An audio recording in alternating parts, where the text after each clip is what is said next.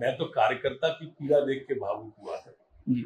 मैं कार्यकर्ता दतिया से मेरा भावनात्मक रिश्ता बहुत गहरा है। ताउम्र दतिया में ही सक्रिय रहूंगा, मर के ही हटेंगे यहाँ से, वैसे नहीं बिल्कुल मिलकर आगे बढ़ाएंगे, आशुतोष जी के साथ आगे बढ़ेंगे। भैया और राम राम नमस्कार। हमें तो चिंते हुई जो नाम है हमारा सचिन चौधरी और इस समय हम दतिया में हैं और दतिया में उपचुनाव का जो प्रचार है वो अब कल थम है और पूरे प्रचार के दौरान या यूं कहें नामांकन के पहले से एक ही व्यक्ति रहे जो सबसे ज़्यादा चर्चा में रहे, नरोत्तम मिश्रा जी।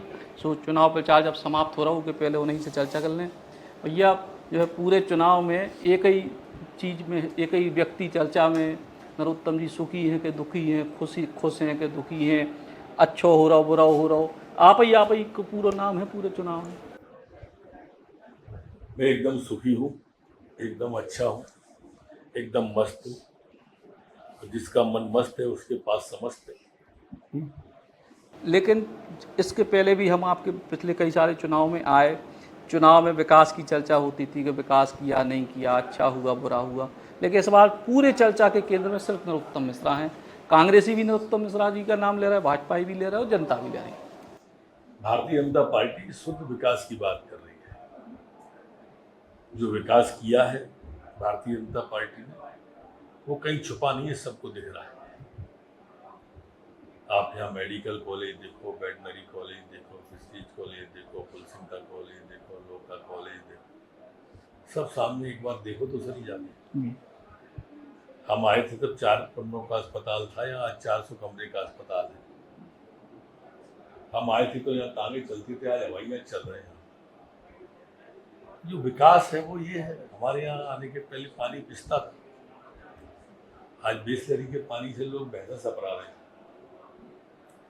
तो विकास की बात कर रहे हैं, हम यहाँ भी कर रहे हैं, हमारे कार्यकर्ता भी विकास की बात कर रहे हैं। जी, तो आप विकास की बात कर रहे हैं, लेकिन जब और आगे बढ़े तो कांग्रेस पार्टी सीधे तौर पे कह रही कि नरोत्तम जी के साथ गलत होगा। कांग्रेस के पास में विकास के लिए कहने को कुछ है नहीं दरअसल, इसलिए वो अनर्गल प्रलाप करती है। उनके जो प्रत्याशी है यहाँ से 10 साल विधायक रहे थे और उन प्रत्याशी के पिताजी 5 साल सांसद रहे। चुनाव की लड़ाई और वास्तविकता तो ये कि उनको अपने 10 साल का एक हाथ विकास बताना चाहिए, पिताजी का सांसदी का एक हाथ काम गिनाना चाहिए। जब उनके पास कुछ है ही नहीं करने को तो फिर वो अनर्गल बात तो करेंगे ही करेंगे। यहाँ कांग्रेस के 2 लोग हैं, एक पूर्व विधायक है राजेंद्र भारती, उनके परिवार ने 40 साल विधायकी करी, इनके परिवार ने 15 साल करी।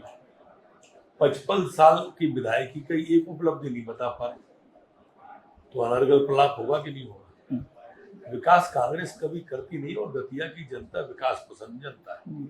विकास पसंद जनता है, लेकिन जब 2023 में इसी जनता ने आपको हराया, फिर अब आपकी पार्टी ने भी आपका टिकट काट दिया, तो फिर विकास आपने किया ये विरोधी भी मानते हैं, जनता भी मानती है, फिर कहाँ आप जनता में चूक हो गए, कहाँ पार्टी में चूक हो? देखिए, मैंने जैसा कहा उसको मैं एक बार आपको समझा दूं कि ये अनर्गल प्रलाप और भ्रम फैलाने की कांग्रेस राजनीति करती है और मेरी हार में भी बड़ा कारण भ्रम ही था।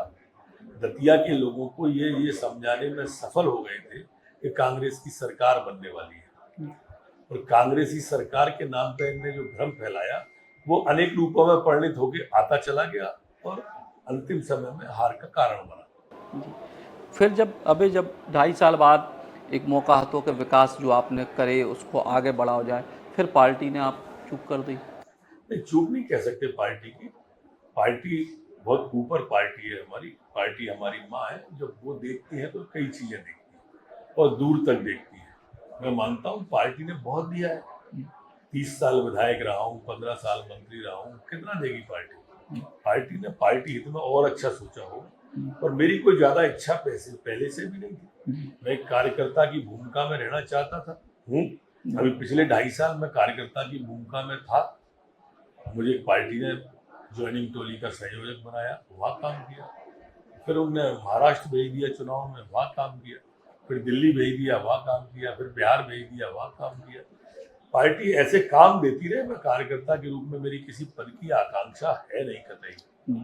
लेकिन कई बार राजनीति में ऐसी परिस्थिति भी देखने पड़ती है कि आपके आंसुओं पे कांग्रेस को दर्द है, दामोदर यादव को दर्द है, सब आपके आंसुओं पे बेरोजगार पियर है उनके। मैं तो कार्यकर्ता की पीड़ा देख के भावुक हुआ था। जी मैं देखो, दतिया से मेरा भावनात्मक रिश्ता बहुत गहरा है। मैं लगभग 50% लोगों को तो लाखों में से नाम से जानता हूँ, शकल से जानता हूँ, उनके यहाँ किसी न किसी रूप में उपस्थित रहा हूँ।